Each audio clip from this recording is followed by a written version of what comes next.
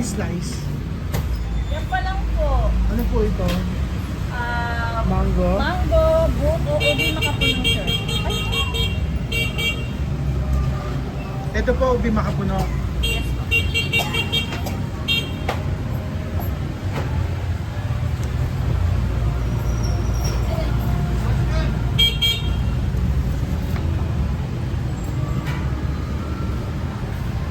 Ano po? Ito yung makabili tigi-tigi sa slice po. Pare, Mango po at buko? dalawang mango. Dalawang mango. Bubukod ko na po yung isang mango. Arigay mango at buko. Sige, bukod mo na ito. Ayun, sige. Isang pong mango pie.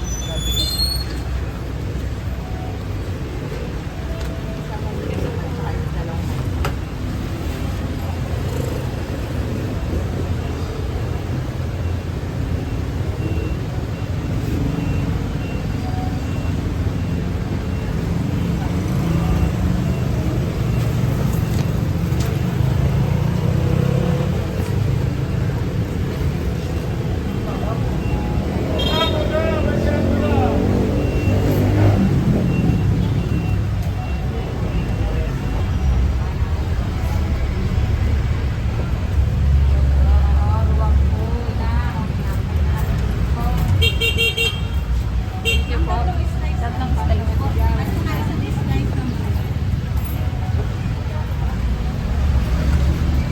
Thank you, sir. Ay.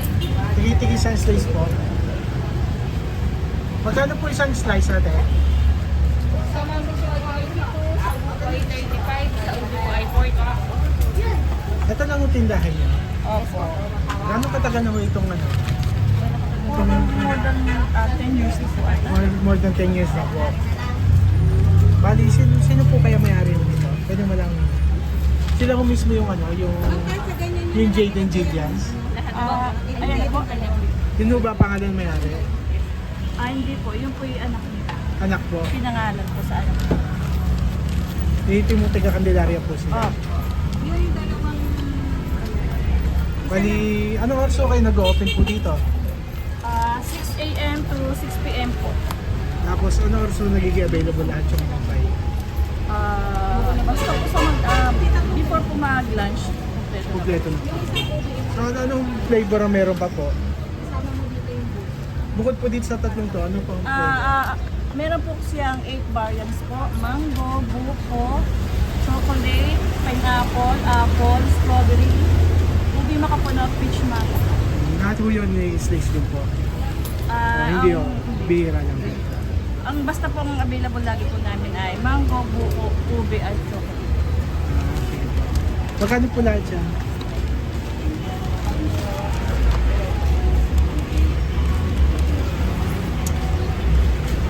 $117 po. Naubos ho lahat siyang ganyan karami. Okay. Kaya sa araw.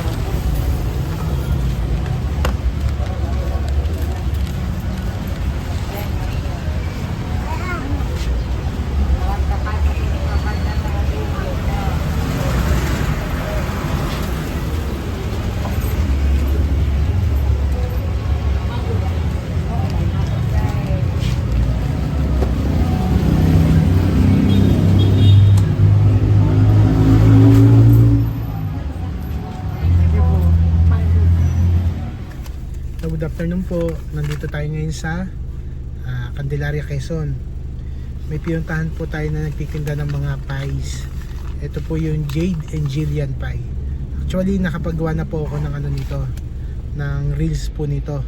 Ngayon po ay i-review naman natin yung pies nila, yung lasa. Kasi daw sa reels video lang, hindi ko nasabi ko anong lasa. Ang nabili ko po ay buko pie. Check po natin to ha. Alam ko meron po akong isang mango pie kung saan po sila kilala. Tsaka isang ube makapuno pie. Ito. Bango po. Kung maamoy nyo lang ho, napakabango po talaga. Actually, mura ho sila. Meron lang 40 plus, meron 30 plus. 35 pesos. Mamaya ho, makikita nyo do sa video ko ng tindahan nila kung magkano yung mga presyo. Hindi ko masyado tanda eh. Ito po yung mango pie. Ito. Dito sila kilala eh. Actually, ilalas ko na itong tikman. Unahin muna natin yung favorite ko. Kasi di ba, alam nyo naman na nakakaraan na ano tayo, nag-review tayo ng buko pie. Yung sa Los Baños at saka doon sa may Mamplaza na exit.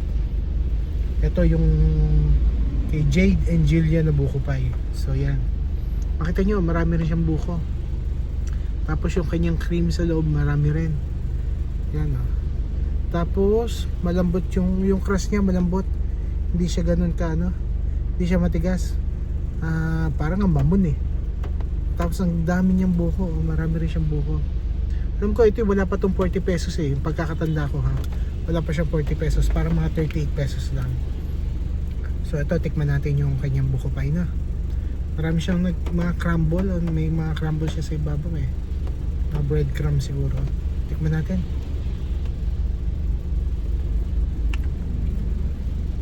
Masa yung cream ha.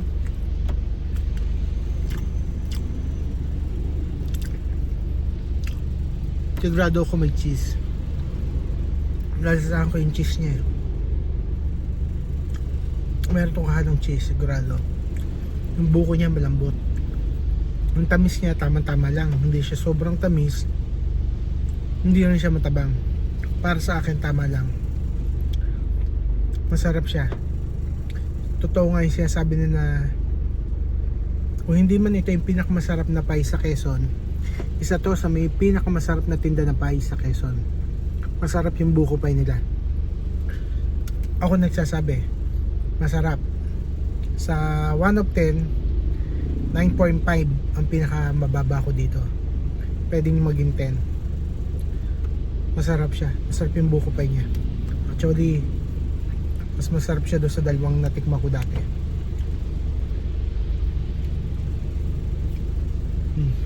Ang pakasarap.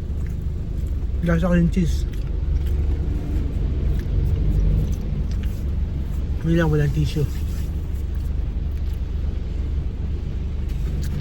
Sarap. Masarap talaga siya. Kung kayo mapapadaan sa sa Candelaria, nandun to sa may tapat ng Jollibee Candelaria sa bayan. Tabing-tabi siya ng kalsada, nakatapat ng Jollibee. Makikita mo doon Jade and Jillian. Masarap. Maliit lang yung tindahan niya pero ang dami nilang boxes ng pie na uubos daw yung everyday. Kausap yung tindera kanina eh. Actually hindi ko alam kung tindera nga siya o isa sa may-ari. Basta yun. Siguro nakita ko kanina 100 siya na uubos daw yung everyday. Yun nga lang, hindi daw lahat may slice na binibenta. Nabuta ko kanina, 3 lang yung nasa may slice sila, kaya 3 lang yung nabili ko. Actually kung lahat yun, meron slice, bibilhin ko lahat yun eh. Dito sa buko pie, napakasarap. Magugustuhan nyo to. Okay. Dito naman tayo sa ube makapuno. Actually, parang mas more siya sa ube. Kasi wala akong nakitang makapuno pa, siguro sa lasa. Yung kanyang crust, para din yung sa buko pie. Marami din siya mga crumble sa ibabaw. Mas marami siyang parang halos puro puro ube. Titikman natin yung lasa ha. Ito mga 40 plus yata, 42, ganun. Tikman natin.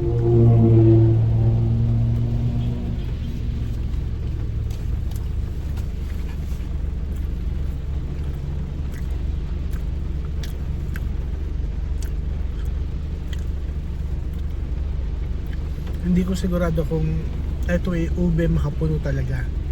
Pero kasi lasang lasa ko yung ube niya. Hindi ko masyado nalalasahin yung pagiging merong makapuno. Ay okay, meron nga, may makapuno nga oh.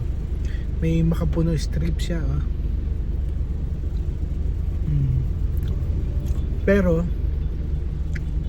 para sa akin mas more siya sa ube. Siguro yung makapuno strips lang. Pero ang lasa niya ubing-ube siya. Masarap. Sa 1 to 10 siguro mga 8.5, 9. Pero walang tatalo doon sa buko pie. Masarap. Pero ikaw, kung katulad mo, kung magkatulad tayo na mahilig tayo sa ube, masarap tong ube pie nila.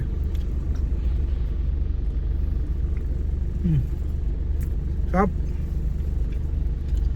Hindi siya nakakaumay. Actually, hindi siya matamis. Parang nga siya tinapay na may palamang halaya. Masarap siya. Sabi ko nga sa'yo, mahilig talaga ako sa ubi, kaya magugustuhan ko talaga siya. Kasi lasa mo talaga yung ubi niya. Ito, dito na tayo. Ito yung bestseller nila ito yata yung pinakasikat sa kanila, yung mango pie. Actually, natikman ko na to dati kasi every time na napunta ako ng Candelaria, nakabili ako nito. Yan, kita mo yung mango nya. Yan, mango yan. Tapos ito yung cream nya. Tapos marami siyang mga breadcrumbs sa ibabaw okay, yung mango niya ay real mango to, totoong mango to, hindi lang flavor. Ayan hindi siya gel lang ng mango. Yan, tikman natin ha.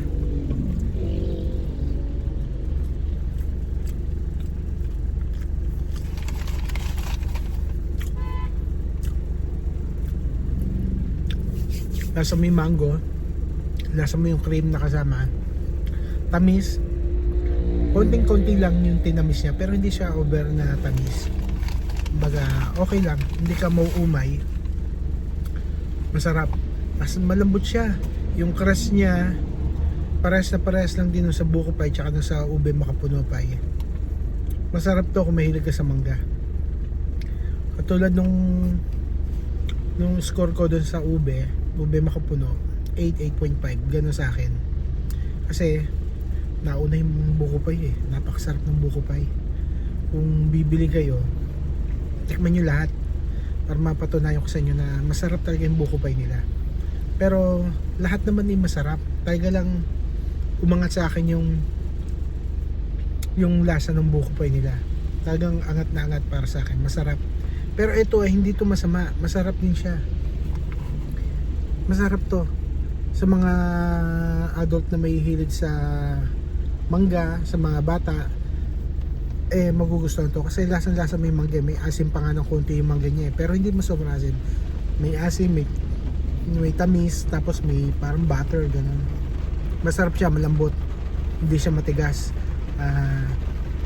Sa flavor talaga niya, sa halagang 40 pesos, napakamura nito.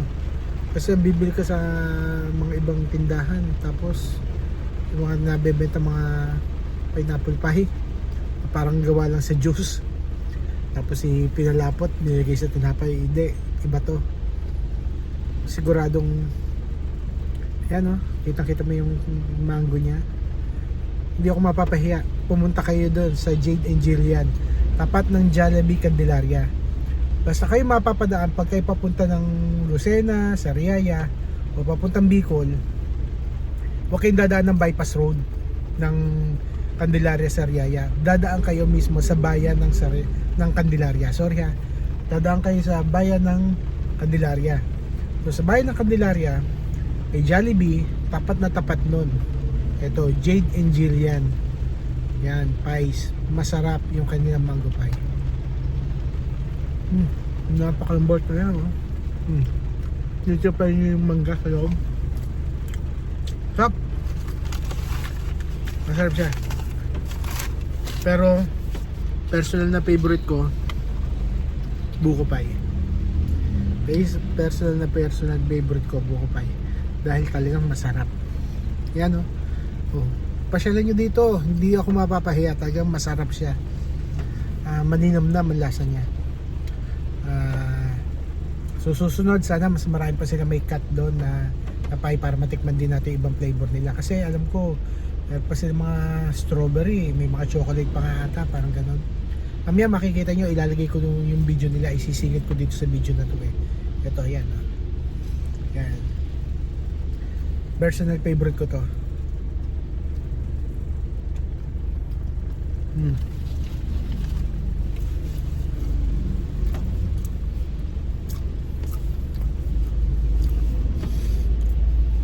Yung dalawang buko pie na natikman ko nung nakaraan, ano yun, masarap yun, pero ito masarap din to, kaya hindi ako mapapahiya dito. Paano? next week ulit hanap ulit tayo ng ibang makakainan, tapos itatag ko ulit kayo na. Tapos yung pwesto nila tsaka yung presyo makikita nyo pagkatapos ito. Okay? Sige, salamat.